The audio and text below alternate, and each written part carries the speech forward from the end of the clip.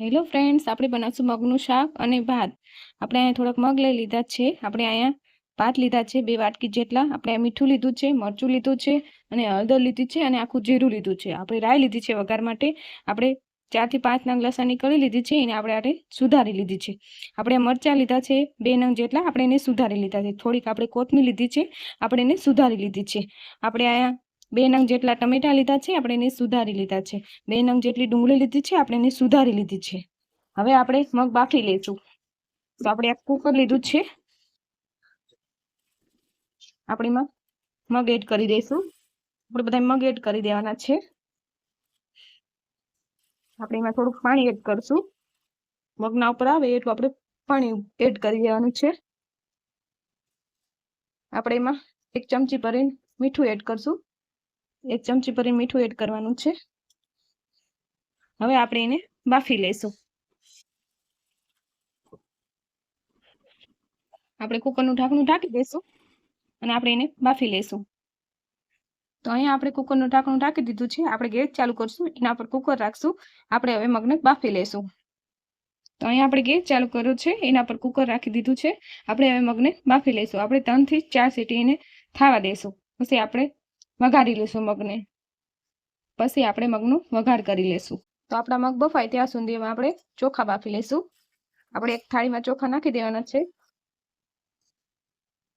આપણે એમાં પાણી એડ કરશું.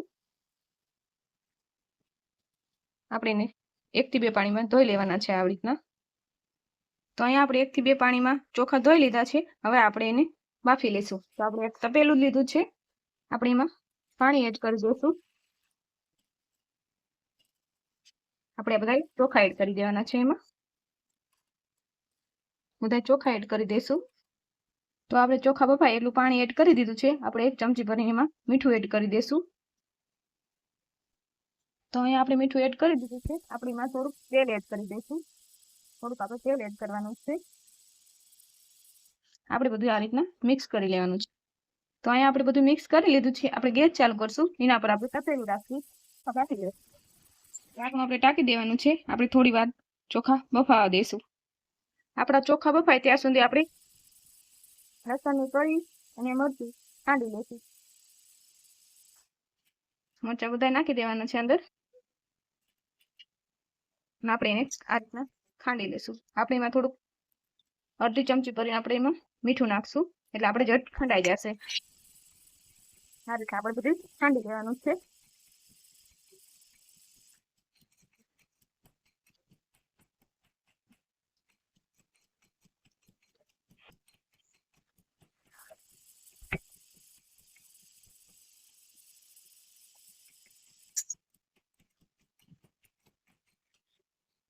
તો આ મરચાં અને લસણ ખંડાઈ ગયું છે. તો આપણે હવે એક વાટકીમાં કાઢી લેશું.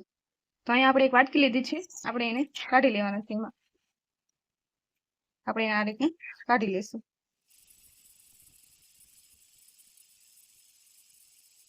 તો આપણે મસ્ત લસણ અને મરચાંની પેસ્ટ કાઢી લીધી છે. આપણા મગ બફાય પછી આપણે વઘાર કરી લઈશું મગનો. તો અહીંયા આપણા મગ બફાઈ ગયા છે. આપણે ગેસ બંધ કરી લઈશું. આપણે એને નીચે ઉતારી લેવાનું છે. તો અહીંયા આપણે કુકર નીચે ઉતારી લીધું છે. આપણે હવે ખોલીને જોઈ લઈશું. તો આપણે અહીંયા કુકરનું ઢાંકણું ખોલી લીધું છે. આપણે જોઈ લઈશું. તો અહીંયા આપણા મગ બફાઈ ગયા છે. આપણે હવે વઘાર કરી લઈશું. આપણે ગેસ ચાલુ કરશું. આપણે એના પર તપેલું રાખી દઈશું. તો આપણે અહીંયા ગેસ ચાલુ કર્યો છે, એના પર તપેલું રાખી દીધું છે. આપણે એમાં થોડુંક તેલ એડ કરી દઈશું. થોડુંક આપણે તેલ એડ કરી દેવાનું છે. આપણું તેલ ગરમ થઈ જાય તે પછી આપણે એમાં રાઈ નાખી દઈશું. તો અહીંયા આપણું તેલ ગરમ થઈ ગયું છે. આપણે એમાં 1 ચમચી ભરીને રાઈ નાખી દઈશું.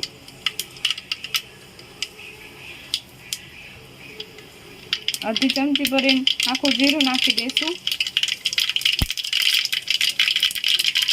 આપણે જીરું ને રાઈ બળવા દઈશું. તો અહીંયા આપણે રાઈ ને આખું જીરું બળી ગયું છે. આપણે એમાં જે લસણની અને મરચાંની પેસ્ટ ખાંડી હતી એ આપણે નાખી દઈશું.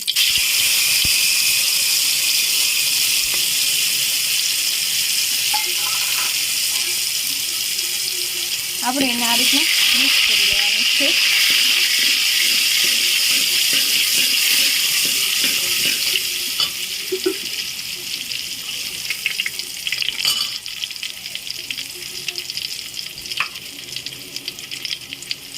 આપણે એમાં ડુંગળી એડ કરી દઈશું.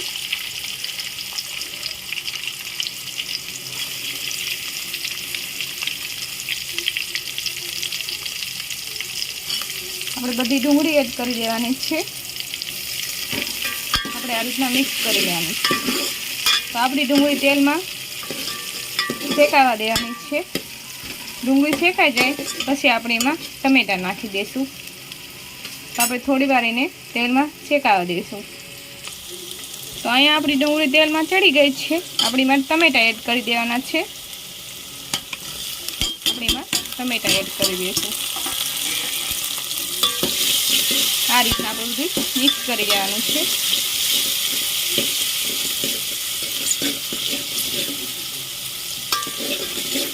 આ રીતના આપણે બધું મિક્સ કરી લેવાનું.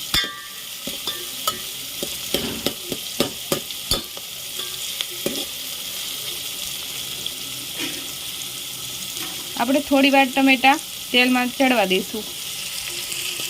તો અહીંયા આપણા તેલમાં ટમેટા પણ ચડી ગયા છે. આપણે એમાં થોડીક હિંગ એડ કરી દઈશું. તો આ થોડીક આપણે હિંગ એડ કરી દેવાની છે. આપણે એને આ રીતના મિક્સ કરી લેવાનું. આ રીતના આપણે બધું મિક્સ કરી લેવાનું છે. મિક્સ થઈ ગયું છે આપણું. તો આપણે એમાં હવે 1 ચમચી ભરીને મરચું નાખી દઈશું. 1 ચમચી ભરીને આપણે મરચું નાખવાનું છે.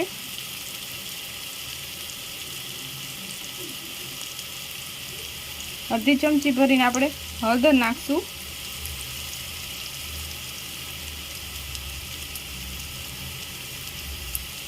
અડધી ચમચી ભરીને આપણે મીઠું નાખી દઈશું. આપણે બધું આ રીતના મિક્સ કરી લેવાનું છે.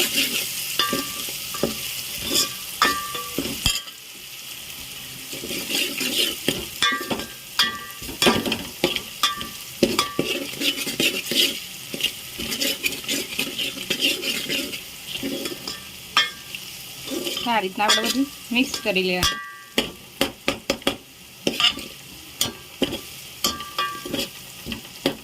આપણે થોડી વાળીને ચડવા દઈશું.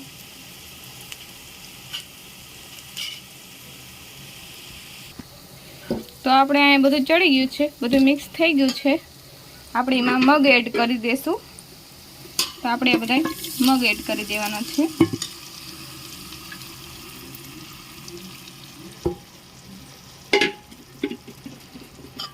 આપણે બધું આ રીતના મિક્સ કરી લેવાનું છે. આ રીતના આપણે બધું મિક્સ કરી લેશું.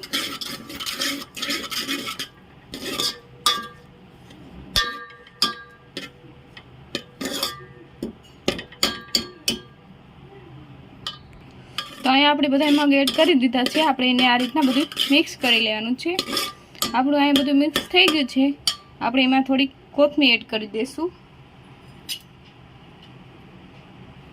આપણે થોડી કોથમીર એડ કરી દેવાની છે.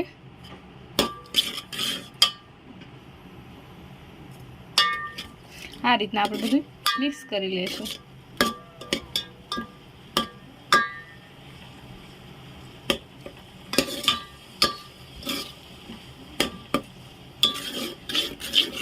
અહીંયા આપણું બધું મિક્સ થઈ ગયું છે. આપણે એમાં થોડું પાણી એડ કરી નાખશું. આપણે એમાં થોડું પાણી એડ કરવાનું છે.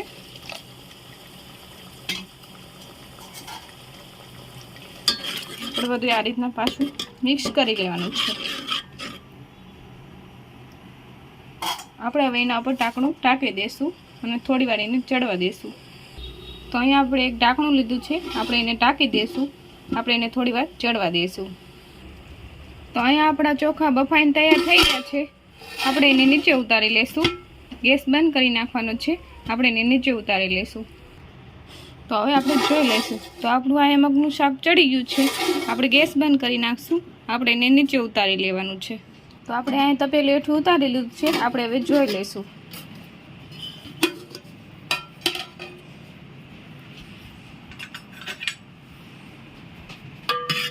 તો અહીંયા આપણું મગનું શાક અને ભાત તૈયાર થઈ ગયા છે.